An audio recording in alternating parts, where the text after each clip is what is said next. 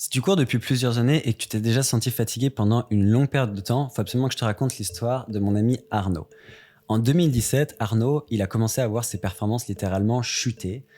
Avant, il pouvait courir le 10 km en moins de 35 minutes, mais il parvenait même plus à casser le 42 minutes sur la même distance. Plutôt frustrant comme situation, faut l'avouer, et personne ne comprenait vraiment pourquoi. Alors chacun essayait de lui donner des conseils du genre tu devrais plus dormir, peut-être que tu t'entraînes trop fort, peut-être que tu t'entraînes pas assez fort, peut-être que tu as des blocages psychologiques, enfin bref, vous voyez ce genre de trucs. Et on est maintenant 1 an plus tard et la situation elle s'améliore pas. Arnaud il se sent fatigué, il pousse à l'entraînement mais en vain. Il commence sérieusement à douter, il se remet en question et un jour il décide enfin d'aller voir un médecin pour passer une prise de sang. Lors de sa première consultation, le médecin il lui répond qu'il n'y a pas besoin de faire une prise de sang. Je me souviens qu'à cette époque, ça m'avait vraiment mis en colère parce que Arnaud il présentait tous les symptômes d'une carence en fer. Du coup, je ne comprenais pas pourquoi le médecin l'avait renvoyé chez lui sans prise de sang.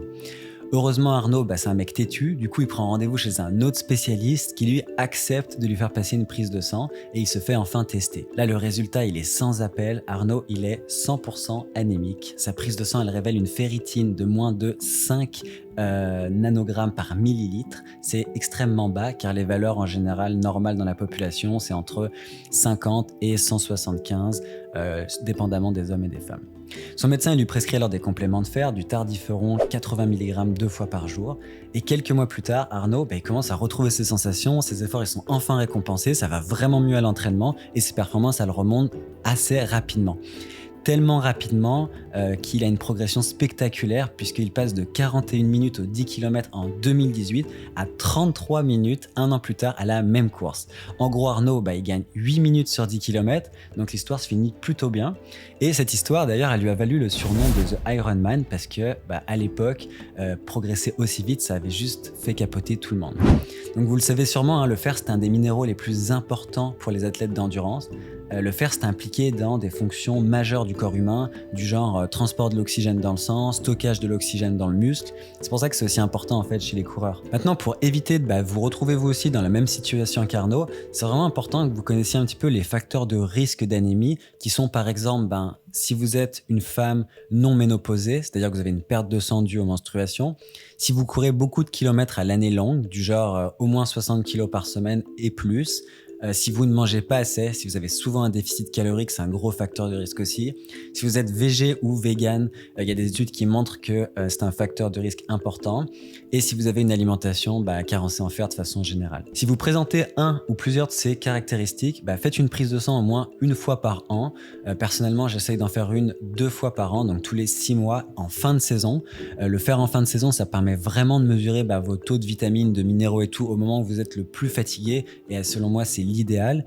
Mais même si vous cumulez pas en fait les facteurs de risque, allez-y au moins 1 fois par an juste pour être sûr que tout va bien et que vous vous entraînez pas pour rien parce qu'il n'y a rien de plus frustrant. Bon maintenant, comme les médecins sont pas forcément formés pour connaître les besoins spécifiques des coureurs, faut dire qu'on a une population un petit peu différente de la norme. Du coup, je vous conseille d'apprendre à lire vos prises de sang vous-même. Alors à partir de quel taux de ferritine faut s'inquiéter? Cette étude récente, elle suggère que le seuil critique il se situe à 40 nanogrammes par millilitre. Si votre prise de sang elle révèle un taux de ferritine faible, votre médecin normalement il saura vous guider, mais c'est pas sûr, sinon allez voir un médecin du sport.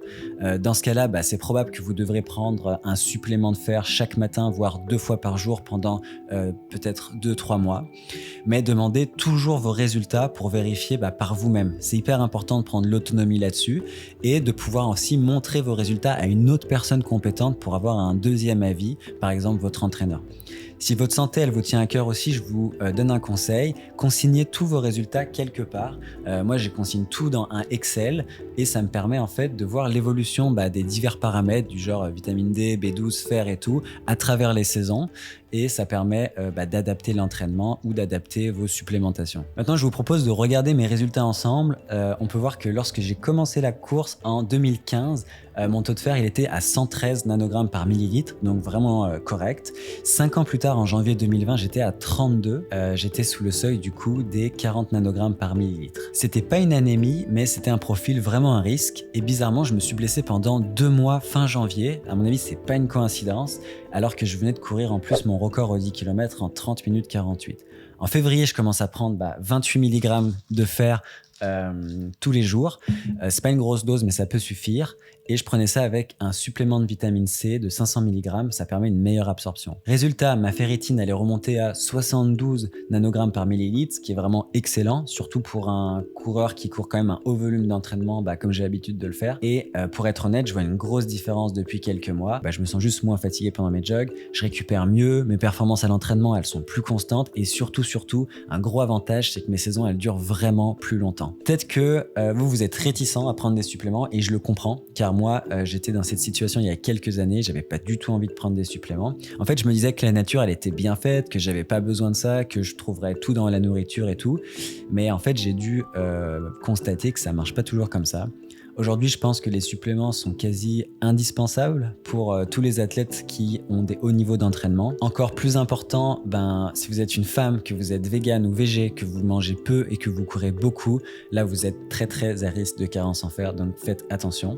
Pareil pour la vitamine D, j'en prends 2000 unités internationales par jour pendant l'hiver, c'est le minimum si vous voulez ne pas être carencé. Donc je sais que c'est plate de prendre des suppléments, mais la nature, elle n'avait pas prévu qu'il y ait des gens comme vous et moi qui couriez autant de kilomètres par semaine. Donc si vous le faites pas au moins une fois par an, foncez chez votre médecin, allez faire une prise de sang et surtout ne prenez pas de supplément de fer si vous n'avez pas fait un bilan sanguin. Ça peut être dangereux l'automédication. En France, vous pouvez avoir vos résultats dans la journée. Au Québec, c'est plus long mais c'est vraiment faisable aussi. Si vous avez aussi une expérience de carence en fer ou si vous avez des connaissances sur le sujet, dites-le moi en commentaire. Ça va me faire vraiment plaisir de vous lire. C'est un sujet qui me passionne personnellement. Sinon, je vous dis bonne course et à bientôt dans une prochaine vidéo. Ciao!